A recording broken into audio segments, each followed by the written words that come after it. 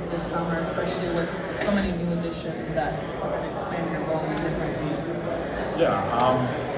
This summer was really fun for me because my first 2 summers I had a World Cup and Olympics, so I didn't really get time off just to work on my game. And this summer I was able to just go out there and work on my training, work on my game. I was able to go and make improvements in a lot of areas of my game. I worked a lot on my mid-range game, being able to get to spots, different pickups, different footwork, getting into shots, trying to develop that offensive bag. And I think that's been the main focus for me this summer. My defense is always going to be my background. That's what has got me to where I am today. So just building my offensive game. It's been a lot of shots, a lot of different pickups, a lot of different footwork, a lot of different finishing. Just building that all-around game that I'm going to be able to come in and play. Obviously, playing off guys like Trey and having KB come this year, Kill. We've got a great team. We're very deep this year, so just trying to fit into my role better and play at the best of my ability. Dyson, like you said, your defense is your backbone. But you can always consistently strengthen your strengths while also strengthening your weaknesses. When it comes to your defense, what are you working on, kind of taking to the next level? We all know that you're a great defender. Obviously, you're also improving some things. So what are you looking on and improving when it comes to your defense this season? So I watched a lot of film. Something that I've really focused on this year is where can we be better team defensively, where can I help the team more than obviously I can come out there and get steals and make plays like that, but when it comes down to getting stopped, we need to be in the right positions for each other. We need to have each other's back and rotate for each other. And for me, I'm trying to see points where I can be better at help defense. Where should I rotate from? Should I not rotate there? Where can I hold my teammates accountable to rotate from? For me, coming to this year, I want to be a leader on that unit floor. I want to be more vocal, and I want to be able to tell people, hey, we don't rotate from here. We need to come here. You need to fly around. We need to close out short here. Just little things and on-ball defense. Trying to fight through screens better, keep my matchup. We got a good defensive group. With KP coming this year, they can protect the rim. And we're gonna change a few things and shore that on the floor because we need to be a better team defensively. But it starts with having a leader on that on the floor and being able to hold each other accountable. You just spoke on some of the new additions, KP and Kill being here. Of course, you're well regarded as one of the best perimeter defenders in the NBA, but adding those 2 guys to the roster, what are some things you're looking forward to as far as giving teams a headache on the defensive end of the ball? Defense is fun. When you get stops, you get steals, blocks flying around, and you create easy offense, that's fun, and that's energy for the team. So they're bringing in those guys is only going to help us, and obviously Nikhil, a lead on-ball defender, KP, a lead rim protector. These guys, they're going to help us tremendously. For us, it's just about building our chemistry, knowing what our tendencies are on defense, and figuring each other out. Obviously, KP is going to be the rim, but I'm not just going to send that guy to there and rely on KP to be there. It's about him knowing when to help me as well, and obviously in Kill we can switch things and pick up full court and make life difficult. So I think there's just so many different routes that we have this year that we can take, and it's going to be exciting. I'm looking forward to it. Dyson, you talked multiple times last year about kind of wanting to remind people you had played point guard in the past, but this team not having a traditional backup point guard and a lot of different ball handlers. How much do you want to be involved in kind of that aspect of the game? Basketball's so positionless now, and I was a point guard growing up my whole career, and that's something that I've always been, and I think point guards a lot about how you feel for the game. And, you're gonna have point guards that have the best handles, that are scorers. You're gonna have passing point guards. There's so many different aspects to it, and me being able to when Trey goes off and back up in, and just playing fast as a point guard, getting us into offense.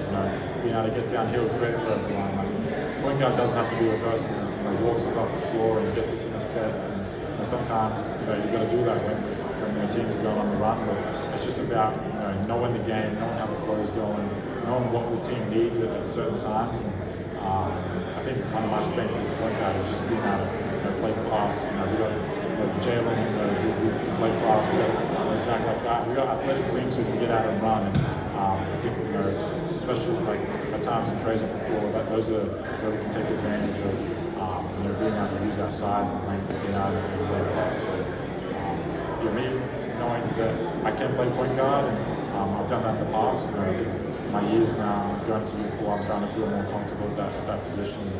I know what to expect at that position. So it's just about building on that and giving Trey, being able to have coach trust that Trey can go off and someone's able to be disciplined and run that spot. Hey Dyson, first off, I just want to say it's crazy that after a season where you set the league record in deflections, #1 in ISO stop, #1 in drive stop, on like the highest metric difficulty in the league, it's crazy that you want to continue to get better. And I wanted to ask you a question particularly about I believe you're a very ethical defender. What I mean by that is you don't really embellish calls. I don't usually see you talk a lot of trash, but Keel Alexander-Walker is in the 99th percentile in offensive fouls from. You're in the 99th percentile in steals, but you don't typically take those offensive fouls.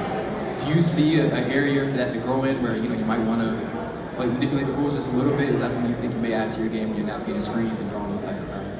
Yeah, absolutely. I still think I got so much more improvement on that end of the floor. Obviously, I think I have the tools to be able to do it all. It's just about the game moves fast, and you've got to make quick decisions out there. And it's like half a second. You've got to choose whether you're going up to a contest, whether you're going to step in and take a charge, and that's something I want to do more in. Offensive game involvement. Obviously, there's people elite drawing fouls the past couple of years, and so I think one of my strengths is keeping people off the free throw line, not fouling people, and being able to contest shots without fouling. Something that I do want to do better is draw more offensive goals. Whether it be coming over, taking a charge, whether it be basketball's fun. You got to know if you get hit wrong on a screen, you got to sell it, otherwise you're not going to get the call. So it's about knowing when I can do that stuff and knowing when I have to be disciplined, fight through things, get back in front. So there's still so much more improvement I think I have in me, and like I said, it's all about making quick decisions out there and making the right decisions. So, I'm looking forward to the game slowing down even more this year and being able to go out and execute that. Dyson, we saw you as a correspondent for the NBA during the finals. Just what was that experience like for you, and will you be joining us on the media side? It's hard. I got to give you guys credit. That's hard. Trying to think of questions on the spot and stuff like that. But I really enjoyed doing that. Just to see a different side of the media and everything that goes into the behind the scenes with the camera work and the film and stuff like that. And it was really cool. Obviously, I want to be there on the play side. But just to experience the atmosphere of the finals, and it's just a whole other level. I hope I'm not joining the media side anytime soon, but I did have some fun, yeah. Dyson back here. I'm curious, looking back to last season, what was it specifically about this team and organization that made you so comfortable to play the role you needed to, but also progress as a player? Because I have to believe whatever your answer is, it's going to be the foundation this season to help you become that vocal leader that you're wanting to be. Yeah, 100%. Coach Q was huge for me. Coming into this year, last year, he gave me so much confidence in myself. He gave me that starting role. He wanted me to go out there and just be myself. He's never told me not to shoot a shot. He's never told me not to go out there and make the play. He gives me so much confidence in myself. And as well as Coach Q is also just about me and my mindset coming into the year, knowing that I wasn't happy with my first 2 years that I had in New Orleans. I wasn't myself. I wasn't the aggressive self I could have been. I felt like I'd taken a step back. So if I wanted to change my career around and go out there and be that impact player I know I could be, it was about just going out there, playing free, not being afraid of anyone. And that's what I did. I'm looking to build on that every year, and I know what it takes now. And this organization's been great. My teammates are great. They give me so much confidence. The front office, everyone's easy to talk to in this organization. It just feels like home. You come in every day, you want to be there, you want to work, you want to stay around, you want to talk to people. And when you're in that sort of environment, it makes it a lot easier. Dyson, we've seen your company have a couple clothing drops during the summer. How cool is it to see guys like Game, even today, come and wearing your stuff and having that support for you?